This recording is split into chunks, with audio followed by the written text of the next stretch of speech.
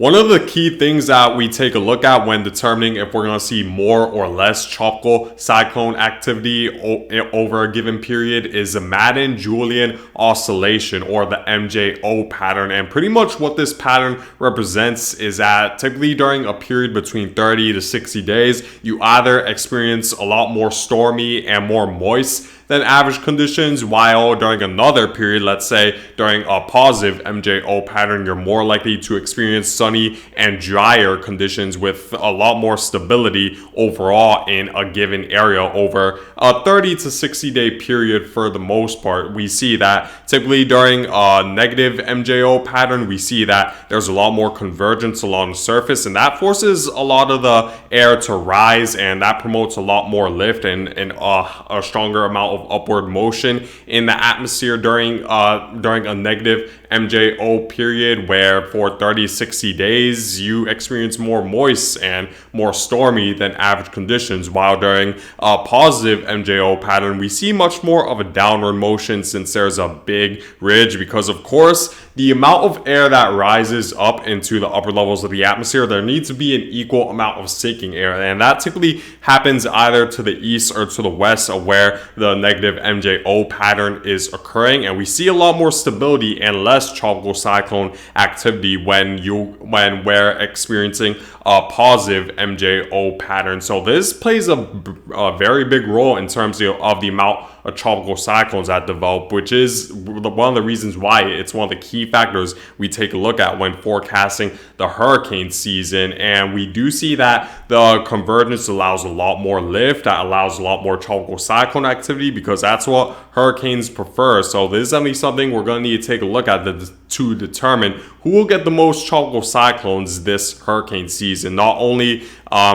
for this hurricane season in general, but for specific areas in the Atlantic, because of course the MJO pattern doesn't occur over the entirety of the northern Atlantic. Sometimes it could hit some areas of the northern Atlantic more than others, which is what I'm about to show you right now. And typically the MJO pattern, by the way, moves towards an easterly direction. So we see this period move on after 30 to 60 days, like I said.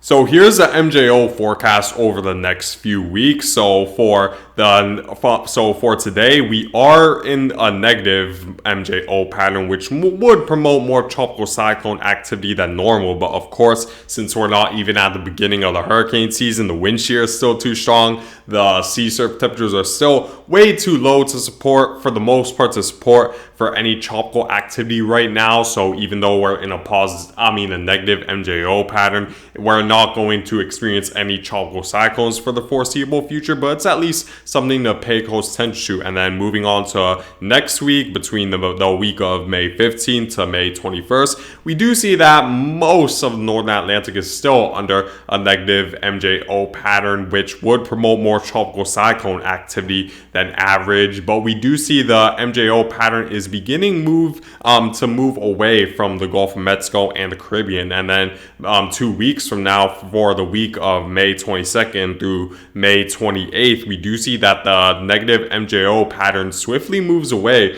from the northern Atlantic for the most part, as, like I said, the pattern typically moves from an easterly to from a westerly to easterly direction. So eventually we're going to see this positive MJO pattern move into the northern Atlantic sometime into June. So that's something to keep in mind. We will, of course, won't see a high risk or if any risk at all of tropical cyclone activity over the next 2 weeks, because we're still very not even in the hurricane season just yet. So the conditions for the most part are still unfavorable, but despite the fact that we're in a negative MJO pattern, which would promote more tropical cyclone activity. But there's definitely something to pay closer attention to once we actually approach a hurricane season, once conditions become more favorable in general for tropical cyclone activity.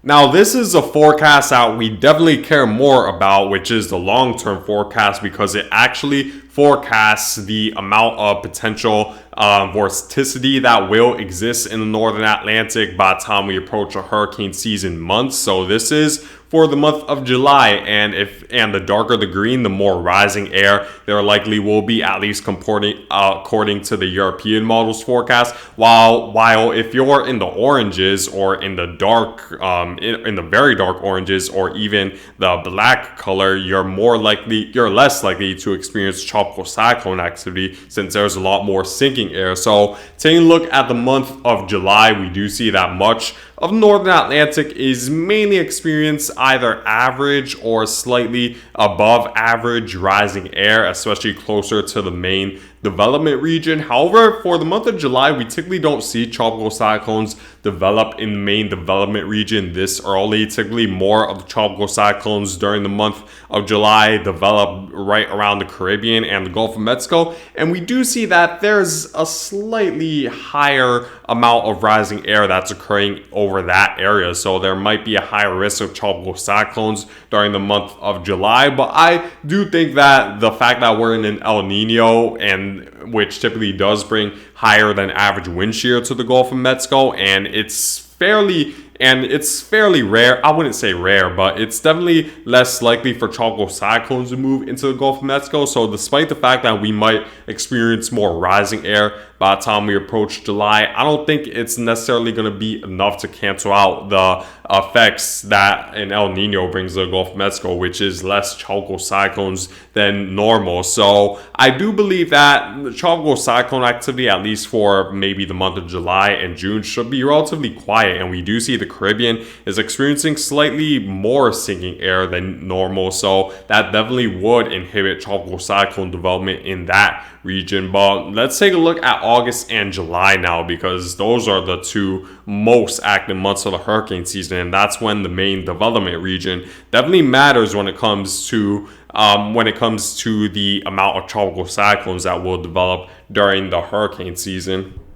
So this is the European models forecast for the month of August, and we do see that there's a lot more sinking air than normal throughout much of the southern Caribbean. But we see that for the main development region, I'll say for the most part, the amount of rising and sinking air is around average, as it seems like the MJO pattern will focus in more towards the negative MJO pattern will focus in more towards Africa, while the western portion of the Atlantic might experience a slight positive MJO pattern, which would inhibit tropical cyclone activity. But we do see that there's slightly more rising air than usual, because right behind this positive MJO pattern, there's a pretty strong negative MJO pattern occurring just to the south of Mexico. And we do see that for the Caribbean, again, a lot more sinking air than normal, so that will inhibit tropical cyclone activity. But for the Gulf of Mexico, it could promote it a little bit more, and we could potentially see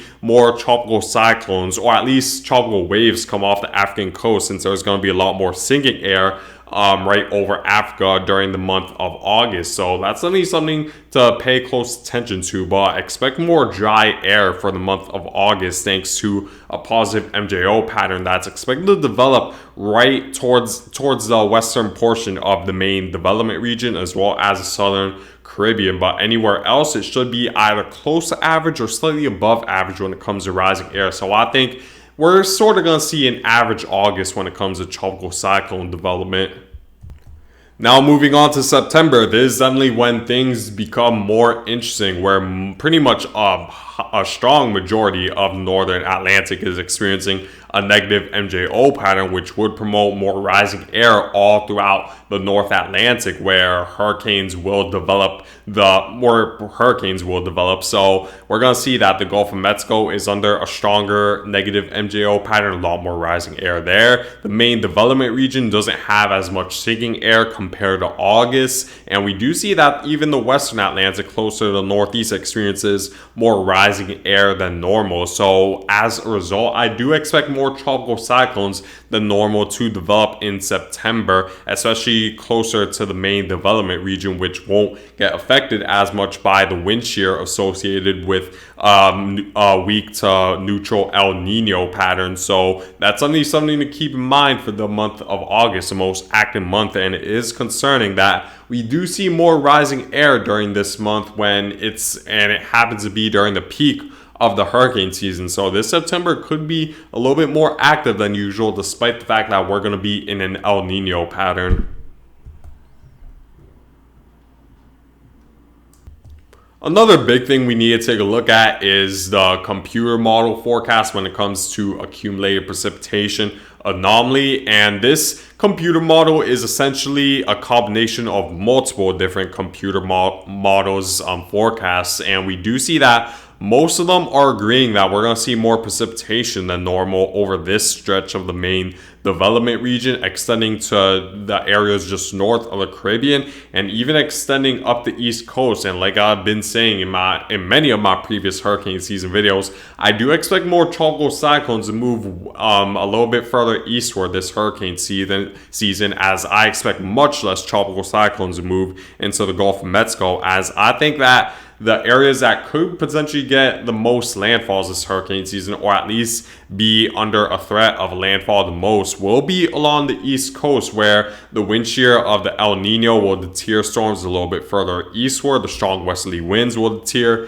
the storms a little eastward. And we're going to see that since where the MJO pattern will focus in more on the northern or the eastern Atlantic as well as the main development region, while just areas like the southern Caribbean would experience a little bit less a little bit less rising air. That's where I'd expect the most tropical cyclone development to occur, and it won't be impacted as much by the strong wind shear of an El Nino or the stability that is associated with an El Nino that we typically see in the Gulf of Mexico or the Caribbean. So definitely pay close attention to this along the East Coast, because I'll say that you guys have the most enhanced risk of a tropical cyclone making landfall this hurricane season, as the computer models are in pretty good agreement regarding the where exactly the heaviest precipitation will fall in the northern Atlantic.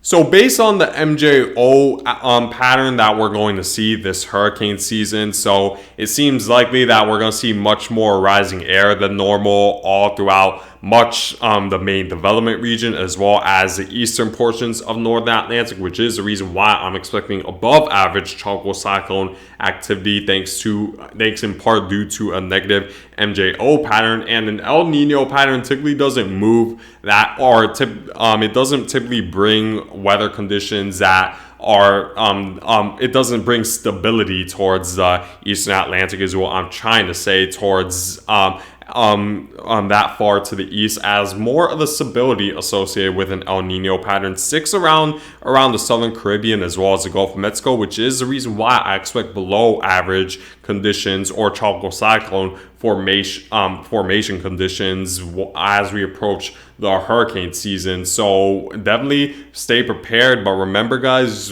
all it takes is one storm to make landfall to completely change the lives of thousands and completely destroy a community. So don't underestimate this hurricane season just because you might be under the below average risk of tropical cyclone formation, because remember, all it takes is just one powerful tropical cyclone. So make sure to keep that in mind going into this hurricane season. But thank you guys for watching, and make sure to subscribe if you want to see more weather-related content, and I hope you guys have a great day.